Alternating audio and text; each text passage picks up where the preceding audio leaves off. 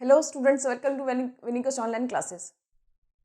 आज हम लोग करेंगे lesson 7 aggregate demand and related concept. सबसे पहले हम बात करते हैं यहाँ पे कि पिछली क्लासेस के अंदर हम लोगों ने एग्रीगेट डिमांड होता है क्या, उसके कंपोनेंट्स क्या होते हैं, एग्रीगेट सप्लाई क्या होता है।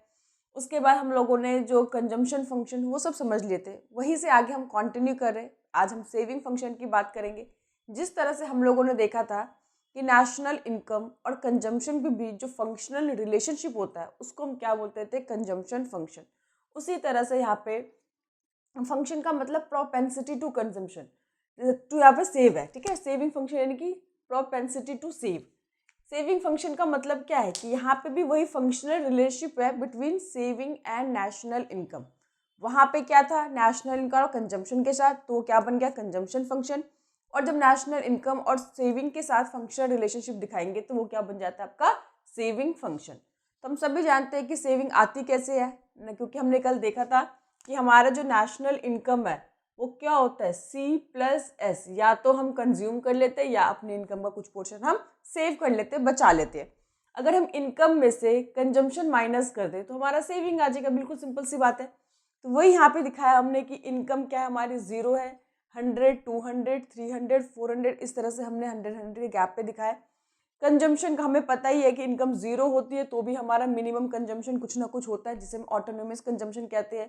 कि इनकम 0 होने पे भी कंजम्पशन कभी भी 0 नहीं होती है। मिनिमम सर्वाइवल के लिए इंसान को कुछ ना कुछ खर्चे करने ही पड़ते हैं, जो 0 लेवल पे भी होते ही है। उसके बाद जैसे जैसे हमारी इनकम बढ़ती है वैसे वैसे हमारा कंजम्पशन बढ़ता है। बट एक लेवल के बाद जिस रेट से हमारा इनकम बढ़ता है उस रेट से हमारी कंजम्पशन नहीं बढ़ती, क्योंकि जब हमारी सारी जो नीड्स है सेटिस्फेक्शन होने लगती है, सेटिस्फाई होने लगती है, तो बाकी का जो इनकम हमारा इंक्रीज होता है वो क्या होती है, सेविंग होनी स्टार्ट हो जाती है। तो वही हमने दिखाया, यहाँ पे हमारा कंजम्पशन है तो उस टाइम पे हमारा क्या, सेविंग -40, क्योंकि हम कमा 0 रहे हैं फिर भी हम कुछ ना कुछ खर्च कर रहे हैं, तो हमारी क्या है, डिस सेविंग हो गई। यानी कि पुरानी कोई जो बचत हमने की होगी, जो सेव किया होगा, वो हमारा यूज हो रहा है, क्योंकि इनकम तो हम अर्न नहीं कर रहे बट फिर भी हम कुछ ना कुछ मिनिमम कंजम्पशन कर रहे हैं, तो उस कंडीशन में क्या हो जाएगी, हमारी सेविंग नेगेटिव। उसके बाद यहाँ पे इनकम हमारी 100 है बट कंजम्पशन अभी भी ज़्यादा है। जब तक ध्यान रखना है कि हमारी इनकम से कंजम्पशन ग्रेटर होगा तो सेविंग क्या होगी, नेगेटिव। जहाँ पे हमारे इनकम और कंजम्पशन दोनों बराबर होंगे, ब्रेक इवन पॉइंट, यानी कि 0 सेव कर रहे हैं। और जब हमारी इनकम ग्रेटर देन कंजम्पशन होने लगेगा तो हमारी सेविंग होनी स्टार्ट हो जाएगी। तो जैसे जैसे आप देखो, आप इनकम इंक्रीज हो रही है वैसे वैसे हमारी सेविंग भी इंक्रीज होती चली जा रही है। उसी को हमने सेविंग कर्व में दिखाने की कोशिश की है। ये आपका पता है, आपको 0 होता है, बचपन से पढ़ते आ रहे हो। ये आपका y एक्सिस होता है, ये आपका x एक्सिस है। ये क्या है, आपका 0 है, दिख रहा है आपको। उसके बाद देखिए, यहाँ पे हमने सेविंग दिखाया, यहाँ पे हमने इनकम दिखाया। ये 0 से नीचे जो गया है, क्यों गया मैं बता रही हूँ। देखो, सेविंग हमारी -40 और -20, यानी कि सेविंग आपकी नेगेटिव भी हो सकती है। कब, जब आपकी इनकम कम हो, कंजम्पशन ज़्यादा हो। तो यही चीज़ हमने दिखाया कि 0 से नीचे ये वाला जो पोर्शन है, ये क्या होती है, हमारी ऑटोनोमस कंजम्पशन। मिनिमम रिक्वायरमेंट के लिए कुछ ना कुछ हमें खर्च करने ही पड़ते, चाहे हम कितना कमाए या ना कमाए। मिनिमम जो बेसिक नीड्स होते हैं उसे हमें सेटिस्फाई करना ही होता है। तो ये जो पोर्शन है, दिख रहा है आपको कि ऑटोनोमियस कंजम्पशन के कारण हमारी सेविंग क्या है, नेगेटिव है।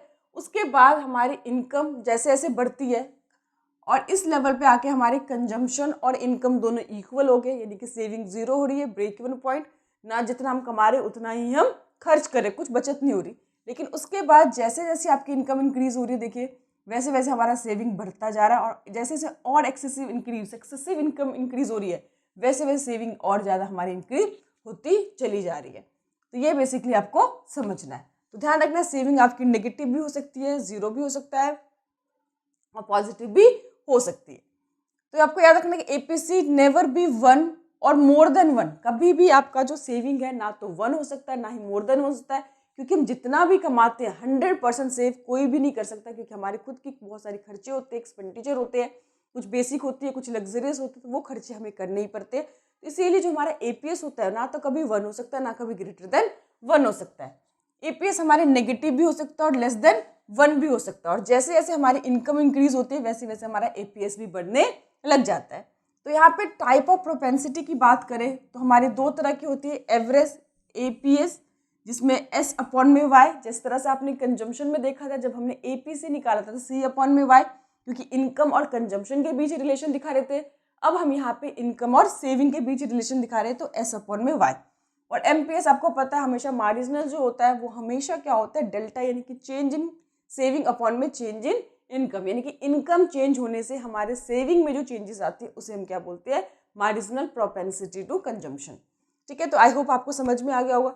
अब इसको कैलकुलेट कैसे करना है कि एपीएस कैसे निकालेंगे और एमपीएस कैसे निकालेंगे। तो यहाँ पे आपको दिख रहा होगा हमने इनकम, ये हमारी कंजम्पशन, और ये हमने सेविंग, कि इनकम में से जब हम कंजम्पशन माइनस करते जाते हैं तो हमारी क्या आ जाती है, सेविंग आ जाती है। और हमारा फॉर्मूला क्या होता है एपीएस का, एस अपॉन में वाई। एस आपके पास है -40, ठीक है, ऐसा आपको दिख रहा है -40 अपॉन में 0 स्लैश आ गया, फिर -20 अपॉन में 100, माइनस का 0.2 आ गया, फिर 0 अपॉन में 200, 0 आ जाएगा। तो इस तरह से क्या करेंगे, जो सेविंग है उसको ऊपर रखते जाएंगे, इनकम को नीचे रखते जाएंगे, तो आपका क्या आ जाएगा, एपीएस आ जाएगा। और एपीएस हमें दिख रहा है कि हमेशा ध्यान रखना कि ये नेगेटिव भी हो सकता है, ठीक है, और कभी भी 1 और 1 से ज़्यादा नहीं हो सकता, 1 से हमेशा नीचे होगा और 0 से नीचे भी हो सकता है। उसके बाद हम अगर एमपीएस की बात करें तो फॉर्मूला क्या होता है, डेल्टा एस अपॉन में डेल्टा वाई। डेल्टा एस मतलब चेंज इन सेविंग, अपॉन में चेंज इन इनकम।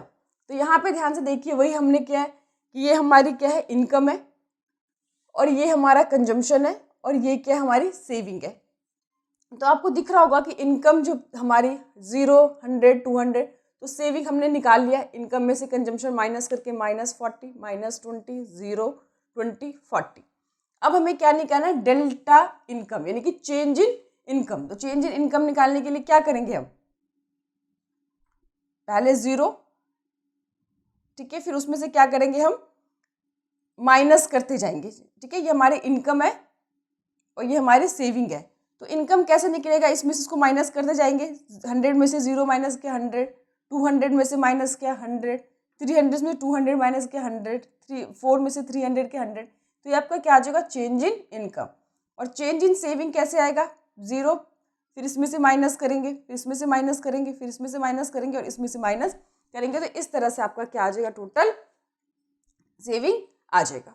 ठीक है, तो आई होप आपको समझ में आ गया होगा। एमपीएस निकालने के लिए फिर डेल्टा एस अपॉन में delta Y, delta S upon में delta Y, delta S upon में delta Y, delta S upon में delta Y, delta S upon में डेल्टा वाई।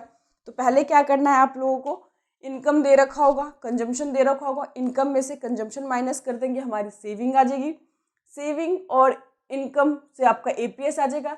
जब भी आपको एमपीएस निकालना हो तो आपको डेल्टा एस और डेल्टा वाई निकालना है। डेल्टा एस कैसे निकलेगा, जो सेविंग है उसके नेक्स्ट में से नीचे में से ऊपर वाला माइनस करते जाएंगे, और डेल्टा इनकम कैसे आएगा, जो इनकम होगा उसमें से क्या करें, नीचे वाले ऊपर माइनस करते जाएंगे, तो चेंज इन इनकम आ जाएगा, चेंज इन सेविंग आ जाएगी, चेंज इन सेविंग को ऊपर रखोगे, चेंज इन इनकम को नीचे रखोगे, इससे आपका एमपीएस आ जाएगा।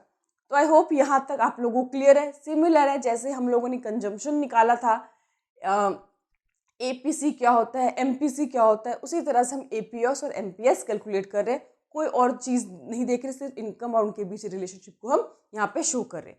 फिर आपको 1 मार्क्स के लिए याद रखना है कि जो एपीसी प्लस एमपीएस हमेशा क्या होता है, 1 के इक्वल होता है।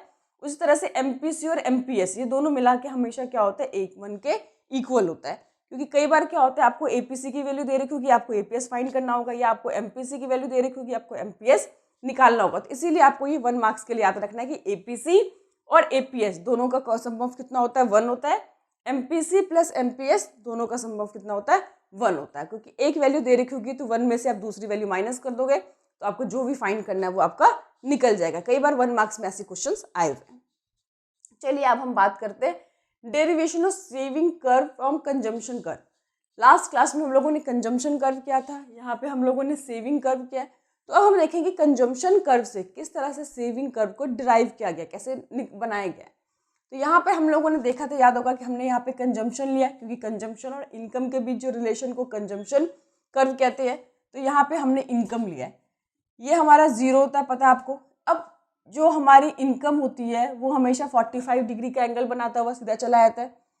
उसके बाद आपको पता होगा कि हमारी जो कंजम्पशन होती है वो कभी भी 0 नहीं होती। अभी हमने बताया कि मिनिमम इनकम होने पे भी, 0 इनकम होने पे भी कुछ ना कुछ हमारा कंजम्पशन होता है, जिसे हम ऑटोनोमस कंजम्पशन कहते हैं। तो दिख रहा है आपको जो कंजम्पशन आपका यहाँ से स्टार्ट है, तो यहाँ से इनके बीच ये जो लाइन दिख रही है ये क्या है आपका ऑटोनोमस कंजम्पशन, जिसे हम सी के ऊपर बार से डिनोट करते हैं। ठीक है, यहाँ पे देखो कंजम्पशन हमारा ग्रेटर है, दिख रहा है आपको, कंजम्पशन हमारा ऊपर है, इनकम हमारी नीचे। ये जो पूरा पोर्शन दिख रहा होगा आपको कि जब हमारी कंजम्पशन ऊपर है और हमारी इनकम क्या है, नीचे है, तो इस पूरे पोर्शन पे क्या होती है, डिस सेविंग। मैंने बताया कि जब भी आपकी इनकम कम होगी और कंजम्पशन ज़्यादा करोगे तो इसका मतलब है आप इनकम बचा नहीं रहे, पुराने इनकम को यूज़ करो, तो क्या हो गया, डिस सेविंग। ठीक है, ये आपका ब्रेक इवन पॉइंट है जहाँ पे कंजम्पशन और इनकम दोनों बराबर है। उसके बाद जैसे जैसे आपका इनकम ऊपर होगा और कंजम्पशन कर्व नीचे आ जाएगा, दिख रहा है आपको, इनकम ऊपर है, कंजम्पशन नीचे, इन दोनों का गैप बढ़ता जा रहा है, तो ये जितना गैप बढ़ेगा यानी कि उतनी ज़्यादा सेविंग हमारी हो जाएगी। तो इसी ग्राफ से फिर हमने सेविंग कर्व ड्राइव किया है, यहाँ पे हमने सेविंग लिए, यहाँ पे हमने इनकम लिया है। ये जो डिस सेविंग का जो पोर्शन है वो हमारा क्या हो जाएगा, नेगेटिव हो गया, तो ये नीचे दिख रहा है आपको, जीरो से नीचे हमने दिखाया। क्यों डिस सेविंग होता है, ऑटोनोमस कंजम्पशन के कारण। ब्रेक इवन पॉइंट पे हमारी जो सेविंग होती है वो जीरो होती है, और उसके बाद जैसे इनकम बढ़ने लगता है वैसे वैसे हमारी सेविंग पॉजिटिव होने लगती है और सेविंग में इंक्रीमेंट होने लगा। दिख रहा है आपको, जैसे से दिख रहा है आपको कि इनकम बढ़ने के साथ सेविंग हमारी बढ़ती जा रही है, क्योंकि इनके बीच जो गैप है वो ज़्यादा बढ़ता चला जा रहा है। तो यही चीज़ हमने यहाँ पे ग्राफ में दिखाने की कोशिश की है। ठीक है, तो उसके बाद हम बात करते हैं इन्वेस्टमेंट फंक्शन की। इन्वेस्टमेंट फंक्शन का मतलब होता है कि जो भी आप एक्सपेंडिचर कर रहे हो न्यू एसेट्स को बनाने के लिए, वो न्यू एसेट्स कुछ भी हो सकता है, आपकी मशीनरी हो सकती है, प्लांट हो सकते हैं, बिल्डिंग हो सकती है, इक्विपमेंट हो सकती है, कोई भी चीज़। जब आप किसी भी फिक्स एसेट्स को, न्यू कैपिटल एसेट्स को बनाने के लिए जो भी एक्सपेंडिचर करते हैं, हम उससे इन्वेस्टमेंट फंक्शन कहते हैं। तो हमारे जो इन्वेस्टमेंट बेसिकली दो भागों में हमने डिवाइड किया, एक होती है इंड्यूस इन्वेस्टमेंट और दूसरा होता है ऑटोनोमस इन्वेस्टमेंट। अब दोनों में डिफरेंस क्या है, देखिए ऑटोनोमस इन्वेस्टमेंट और इंड्यूस इन्वेस्टमेंट में बहुत बड़ा डिफरेंस है। सबसे पहला डिफरेंस, जो हमारा इंड्यूस इन्वेस्टमेंट है वो प्रॉफिट मोटिव के लिए किया जाता है और इसका इनकम के साथ डायरेक्ट रिलेशन है। जैसे जैसे आपकी इनकम बढ़ेगी वैसे वैसे आपकी इन्वेस्टमेंट का लेवल क्या होगा, बढ़ता चला जाएगा। ये प्रॉफिट मोटिव के लिए किया जाता है। और ज़्यादातर इस तरह की जो इन्वेस्टमेंट होती है प्राइवेट लोग करते हैं, लेकिन जो ऑटोनोमस इन्वेस्टमेंट होता है बिल्कुल उसको ऑपोजिट होता है। इसका इनकम के साथ कोई रिलेशन नहीं है। इनकम देश में जितनी मर्जी हो या बढ़ जाए घट जाए, लेकिन जितनी इन्वेस्टमेंट करनी है वो आपको करनी पड़ेगी। ये बेसिकली सोशल वेलफेयर के लिए किया जाता है, इसमें प्रॉफिट मोटिव कुछ भी नहीं होता। और इस तरह की इन्वेस्टमेंट गवर्नमेंट के द्वारा किया जाता है, क्योंकि प्राइवेट जो इन्वेस्टर्स होते हैं वो इस तरह की इन्वेस्टमेंट नहीं करेंगे, उन्हें प्रॉफिट के लिए करते हैं। वो सोशल वेलफेयर या सोसाइटी को इससे कितना बेनिफिट होगा, इस तरह की बातों को ध्यान में रखकर वो इन्वेस्टमेंट कभी भी नहीं करते हैं। तो पहला डिफरेंस ध्यान रखना है कि जो इंड्यूस है ये हमारे इनकम से अफेक्टेड होता है। जैसे कि आपको डायग्राम में दिख रहा होगा, यहाँ पे हमने इन्वेस्टमेंट ली, ये हमारी इनकम है। देखिए जब हमारी इनकम इतनी थी, हमारी इन्वेस्टमेंट इतनी थी। जब इनकम हमारी इंक्रीज हो गई तो इन्वेस्टमेंट दिख रहा है आपको इंक्रीज हो गई। तो इसका जो इन्वेस्टमेंट है ये पॉजिटिव रिलेशन है इनकम के साथ, और इनकम बढ़ जाएगी और इन्वेस्टमेंट बढ़ जाएगी, इनकम घट जाएगी हमारी इन्वेस्टमेंट भी घट जाएगी। तो पूरे तरह से ये किस पे डिपेंड है, इनकम के साथ इसका डायरेक्ट रिलेशन है। जबकि ऑटोनोमस इन्वेस्टमेंट का ग्राफ दिख रहा होगा आपको कि ये क्या है, एक्स एक्सिस के पैरेलल है, यानी कि इनकम चाहे आपकी वाई थी तब भी इतनी इन्वेस्टमेंट थी, बढ़कर वाई 1 हो गई तब भी आपकी इतनी इन्वेस्टमेंट है, यानी कि इनकम के साथ इसका कोई रिलेशन नहीं है। सरकार जितना भी इन्वेस्टमेंट करने का प्लान कर लेती है, सरकार को लगता है सोशल वेलफेयर के लिए कितनी इन्वेस्टमेंट की जरूरत है जिससे कि सोसाइटी को बेनिफिट हो जाए, उतना सरकार को करना ही होता है। तो इसीलिए इस तरह की जो इन्वेस्टमेंट होती है वो इनकम के साथ कोई उसका चेन रिलेशन नहीं होता। इनकम बढ़ने घटने पर भी इस तरह की जो इन्वेस्टमेंट होती है वो कांस्टेंट होती है, इसीलिए वो एक्स एक्सिस के पैरेलल है। अगर डिफरेंस आएगा तो बहुत आराम से लिख दोगे, ये इनकम के साथ अफेक्ट होता है, इनकम के साथ कोई इंडिफरेंट होता है, कोई रोल नहीं होता। इस तरह की इन्वेस्टमेंट प्रॉफिट मोटिव के लिए की जाती है, इस तरह की इन्वेस्टमेंट सोशल वेलफेयर के लिए किया जाता है। इस तरह के जो इन्वेस्टमेंट है वो प्राइवेट लोगों के द्वारा किया जाता है, इस तरह की इन्वेस्टमेंट गवर्नमेंट के द्वारा किया जाता है। इन्वेस्टमेंट जो कर्व होता है आपको दिख रहा है पॉजिटिव स्लोप है, जैसे जैसे इनकम बढ़ रही है वैसे वैसे इन्वेस्टमेंट भी इंक्रीज हो रही है, और इसका जो है इनकम के साथ कोई रिलेशन नहीं, इसीलिए इसका जो कर्व होता है इन्वेस्टमेंट वो एक्स एक्सिस के पैरेलल है। तो ये 3-4 जो है आपको अपने आप ही डिफरेंस बन जाएंगे, अभी छोटा सा डायग्राम भी आप बनाकर दिखा सकते हो मार्क्स के लिए। तो ध्यान रखना है, कभी भी अगर इंड्यूस और इन्वेस्टमेंट और ऑटोनोमस आएंगे तो कंफ्यूज नहीं होना है। आपको इतना रखना है सरकार के द्वारा किया जाता है, ये प्राइवेट लोगों के द्वारा किया जाता है। प्राइवेट लोगों के द्वारा किया जाता होगा तो सीधा सी बात है प्रॉफिट मोटिव होगा, सोशल वेलफेयर होगा। डायग्राम दिखा दो कि अपने आप इस स्लोप उनको समझ में आ जाएगा एग्जामिनर को। कोशिश करो इस मैक्रो के अंदर जितना ज़्यादा आप ग्राफ बना सको, क्योंकि ग्राफ जो आप बनाते हो और सही बनाते हो तो टीचर को समझ में आता है कि बच्चों को समझ में आ रहा है। आप थोड़ा कम भी लिख दोगे तो भी मार्क्स आपको मिल जाते हैं। तो ग्राफ को यूज़ करो, इस पूरी चैप्टर में बहुत सारे ग्राफ है, बट लेकिन समझ में आ जाएगा तो कोई डिफिकल्टीज नहीं लगेगी, बस थोड़ा सा बच्चों को समझने में दिक्कत होती है, इसीलिए उनको ग्राफ वाली चीज़ें मुश्किल लगती है। लेकिन समझ में आ गया तो आपको रटने की जरूरत नहीं होगी, आप खुद ही उस ग्राफ के बेसिस पे भी उसको एक्सप्लेन कर सकते हो। नेक्स्ट आगे हम बात करते हैं डिटर्मिनेंट्स ऑफ इन्वेस्टमेंट, कि इन्वेस्टमेंट जब हम करते हैं तो हमें किन किन बातों को ध्यान में रखना पड़ता है, कौन कौन चीज़ें हमें अफेक्ट करती है। इसमें दो चीज़ें आपको ध्यान रखना। सबसे पहले मार्जिनल एफिशिएंसी ऑफ इन्वेस्टमेंट। ठीक है, जब हम इन्वेस्टमेंट करते हुए दो चीज़ों को देखना पड़ता है, एक तो मार्जिनल एफिशिएंसी ऑफ इन्वेस्टमेंट, दूसरा रेट ऑफ इंटरेस्ट, कि बाजार में किसी भी चीज़ का रेट क्या चल रहा है कैपिटल का। अब मार्जिनल एफिशिएंसी में दो चीज़ें, एक तो सप्लाई प्राइस और दूसरा प्रोस्पेक्टिव यील्ड। ये सप्लाई प्राइस और प्रोस्पेक्टिव यील्ड है क्या? देखिए, सप्लाई प्राइस का मतलब फॉर एग्जांपल है कि आपने जब इन्वेस्ट करने की सोचेंगे, जैसे 1 लाख रुपये आपको इन्वेस्ट करना है, आप सोचेंगे भैया कि मुझे कोई मशीनरी खरीदनी है, तो क्या वो मशीनरी 1 लाख रुपये में आ जाएगी, हाँ या ना? सबसे पहले किसी भी चीज़ में अगर इन्वेस्ट करना चाहोगे तो उसकी कीमत कितनी है वो आपके लिए बहुत इंपॉर्टेंट है, क्योंकि आपके बजट में आ भी रही है कि नहीं। तो that is a supply price, कि किसी भी इन्वेस्टमेंट करने हुए उस इन्वेस्टमेंट की कॉस्ट कितनी है, यानी कोई बिल्डिंग लेनी है, प्लांट लेनी है, मशीनरी लेनी है, तो उसकी जो भी कीमत होगी 2 लाख, 3 लाख, 5 लाख, वो क्या होगी, उसकी सप्लाई। ठीक है, आपने 10 लाख रुपए की मशीनरी खरीद ली, that is a supply price. उसके बाद 10 लाख रुपए पे कितना आपको प्रोस्पेक्टिव यील्ड मिलेगा, उस पर रिटर्न कितना मिलेगा। जैसे आपने 10 लाख की मशीनरी लगा ली, ठीक है, सप्लाई प्राइस होगी 10 लाख की मशीनरी है, बट उसके ऊपर रिटर्न कितना मिल रहा है, क्या 10% रिटर्न है, 5% रिटर्न है, 20% रिटर्न है, ये प्रोस्पेक्टिव यील्ड होता है। ठीक है, तो मान लीजिए सप्लाई प्राइस होगी 10 लाख और उसके ऊपर अगर 10% आपको रिटर्न मिल रहा है, तो कितना हुआ आपका, 1 लाख का रिटर्न हुआ। ठीक है, यानी कि आपको 10 लाख लगाने पर आपको जो इनकम कितनी इंक्रीज हो रही है, उसे कितना प्रॉफिट बढ़ रहा है आपका, 10%, यानी कि 1 लाख आपका बढ़ रहा है। अब दूसरा हम कंपेयर करेंगे कि रेट ऑफ इंटरेस्ट बाजार में क्या चल रहा है। ठीक है, अगर आपका मान लो जो प्रॉफिट आपको रिटर्न मिल रहा है 10% से, लेकिन रेट ऑफ इंटरेस्ट उससे ज़्यादा है, मान लीजिए 12% है, तो क्या आपके लिए इस तरह की इन्वेस्टमेंट प्रॉफिटेबल हुआ? नहीं, क्योंकि आप 12% ब्याज दे रहे हो बैंक को और उस पैसों से आप 10% का रिटर्न मिल रहा है, तो कभी भी ये चीज़ आपके लिए प्रॉफिटेबल नहीं होगी। ध्यान रखना, रेट ऑफ इंटरेस्ट का मतलब होता है कि जब आप बाजार से, बैंक से, किसी भी तरह से आप लोन लेते हो, तो उसके ऊपर रेट ऑफ इंटरेस्ट कितना आपको चुकाना पड़ेगा। ठीक है, तो इसमें आपको ध्यान रखना है, तो ये रेट ऑफ इंटरेस्ट, ये सप्लाई प्राइस, कितनी उसकी प्राइस है, कितना आपको उसको रिटर्न मिलेगा। अगर marginal efficiency of investment greater होता है रिटर्न ऑन इंटरेस्ट से, इससे ये ज़्यादा है और रेट ऑफ इंटरेस्ट कम है, तो ही आपकी इन्वेस्टमेंट क्या होगी, प्रॉफिटेबल होगी। अगर ROI, रेट ऑफ इंटरेस्ट, अगर ज़्यादा है रिटर्न से, तो आपकी जो इन्वेस्टमेंट है प्रॉफिटेबल नहीं होगी और लोग ऐसे टाइम पे इन्वेस्ट करना पसंद नहीं करते। तो आई होप आपको समझ में आ गया कि इन्वेस्टमेंट करते हुए हमें क्या देखना होता है, मार्जिनल एफिशिएंसी ऑफ इन्वेस्टमेंट को और दूसरा रेट ऑफ इंटरेस्ट को। रेट ऑफ इंटरेस्ट, किसी भी बैंक से कहीं से भी आप लोन ले रहे हो तो उसके ऊपर कितना ब्याज चुकाना पड़ेगा आपको, और अगर आपने लोन लेने के बाद मान लीजिए हम 10% का लोन लेते हैं, उस 10 लाख रुपए से अगर हम 15% या 20% की इनकम जनरेट करें, तो ये लोन हमारे लिए प्रॉफिटेबल है, क्योंकि 10% ही हमें देना पड़ेगा, बाकी का 15%, बाकी का जो 10% या 5% है वो हमारे लिए प्रॉफिटेबल है। लेकिन अगर रेट ऑफ इंटरेस्ट ज़्यादा है, ग्रेटर देन है मार्जिनल एफिशिएंसी ऑफ इन्वेस्टमेंट से, तो इस तरह की इन्वेस्टमेंट नहीं की जाती है, क्योंकि इसमें आपको लॉस होता है और लॉस करके आप कोई भी इंसान इन्वेस्टमेंट नहीं करता है। तो ये आपको डिटर्मिनेंट्स याद रखना है। नेक्स्ट हम बात करते हैं कि एक्स एंट सेविंग और एक्स एंट इन्वेस्टमेंट का मतलब क्या होता है। उसके बाद पोस्ट और देखो, एक्स एंटे का मतलब होता है प्लान, यानी कि हम प्लान कितना कर रहे हैं। ठीक है, अब पोस्ट मतलब एक्चुअल में कितना कर रहे हैं। मान लीजिए कि हमने सेविंग की प्लानिंग की थी 10,000 रुपये, मान लेते प्लानिंग हमने कितनी की थी 10,000 रुपये, एक्चुअल में कितना करें हमने 15,000 रुपये। दिख रहा है आपको? तो ये क्या होगा, x एंटे saving, x post actual.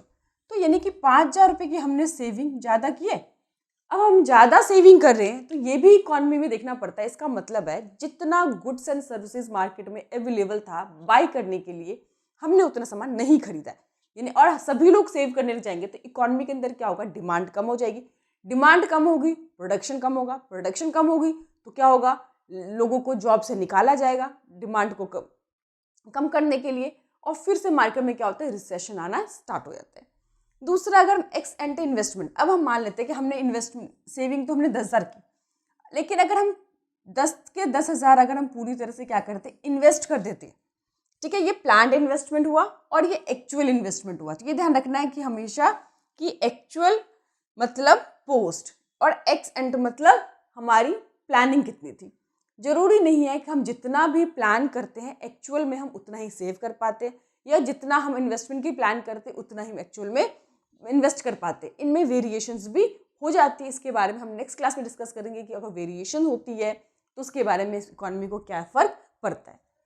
ठीक है, उसके बाद हम बात करते हैं फुल एम्प्लॉयमेंट लेवल। आपको पता है कि फुल एम्प्लॉयमेंट लेवल का मतलब होता है कि जहाँ पे हर एक पर्सन जब वो काम करना चाहता है, ठीक है, उस वो काम करने का विलिंग भी है, काम करने की एबिलिटी भी है, और जो करंट में उसकी मार्केट प्राइस चल रही है उसको काम करने को तैयार भी है, और सभी ऐसे लोगों को जॉब मिला हुआ है, तो वो क्या होता है, फुल एम्प्लॉयमेंट लेवल होता है।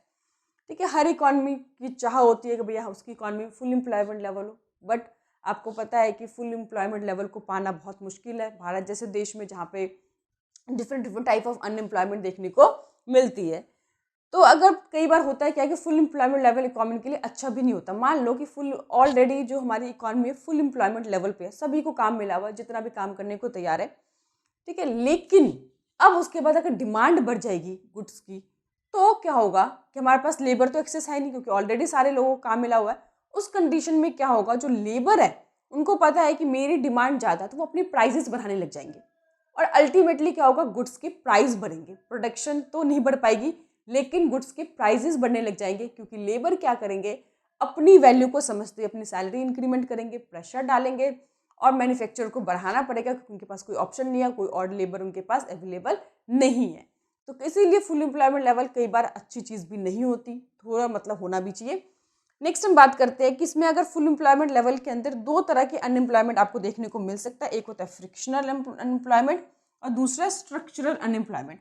देखिए, फ्रिक्शनल और स्ट्रक्चर की बात हम पहले भी कर चुके हैं कि होता है क्या, कई बार आप एक जॉब से दूसरी जॉब में निकल कर जाते हो, उस बिटवीन आप थोड़ी देर के लिए जॉबलेस होते हो, तो हम उसको अनएम्प्लॉयमेंट के अंदर काउंट नहीं करते। दूसरा स्ट्रक्चर मतलब कोई नई टेक्नोलॉजी आ गई मार्केट में, और जिस टेक्नोलॉजी के कारण जो पुराने लेबर थे वो काम नहीं कर पा रहे, जब तक कि वो उस टेक्नोलॉजी को सीख ना ले तब तक वो जॉबलेस रहते।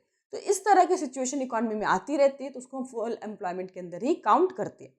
वॉलंटरी अनएम्प्लॉयमेंट का मतलब होता है कि अगर कोई इंसान जानबूझकर अपनी मर्जी से ही बेरोजगार है, वो काम ही नहीं करना चाहता, तो उसे हम अनएम्प्लॉयड नहीं काउंट करते। हम मान लेते हैं कि इकोनॉमी फुल एम्प्लॉयमेंट लेवल पे, ध्यान रखना कि वहाँ पे अगर फुल एम्प्लॉयमेंट लेवल में स्ट्रक्चर देखने को मिल सकती है, ठीक है, फ्रिक्शनल थोड़ी बहुत देखने को मिल सकती है, और वॉलंटरी अनएम्प्लॉयमेंट आपको मिल सकती है कि अगर कोई पर्सन काम ही नहीं करना चाहता, उसे जॉब देने का कोई मतलब ही नहीं है उसके लिए, जो तो वो पर्सन को हम मान लेते हैं कि वो करने के लायक भी नहीं, क्योंकि हमने देखा था ना, उसमें विलिंग होनी चाहिए, एबिलिटी भी होनी चाहिए, और जो करंट मार्केट रेट है उस पर काम करने को तैयार भी होना चाहिए, तब उसे काम नहीं मिलता तो वो अनएम्प्लॉयड होता है। लेकिन जो करना ही नहीं चाहता उसको हम अनएम्प्लॉयड के अंदर काउंट नहीं करते हैं। तो फुल एम्प्लॉयमेंट लेवल के अंदर जो वॉलंटरी अपनी मर्जी से जो लोग काम नहीं करना सकते, उस तरह के अनएम्प्लॉयमेंट देखने को मिल सकते, क्योंकि उसे हम अनएम्प्लॉयमेंट काउंट नहीं करते। तो आई होप आपको पूरा टॉपिक समझ में आ गया होगा। कोई भी दिक्कत हो, प्रॉब्लम हो, आप लोग मुझे कमेंट करिए। बहुत जल्दी मैं लाइव होगी ताकि आप लोगों के डाउट्स को और ज़्यादा क्लियर कर सकूँ। इसकी जो न्यूमेरिकल है हम नेक्स्ट क्लास में डिस्कस करेंगे। Thank you.